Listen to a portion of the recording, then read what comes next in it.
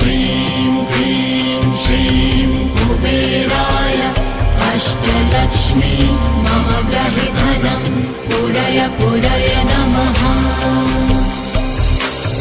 ॐ ह्रीं श्रीं क्लीं श्रीं कुबेराय अष्टलक्ष्मी मम गृहे धनं पूरय पूरय नमः। ॐ ह्रीं श्रीं क्लीं श्रीं कुबेराय अष्टलक्ष्मी मम गृहे धनं पूरय पूरय नमः। ॐ ह्रीं श्रीं क्लीं श्रीं कुबेराय अष्टलक्ष्मी मम गृहे धनं पूरय पूरय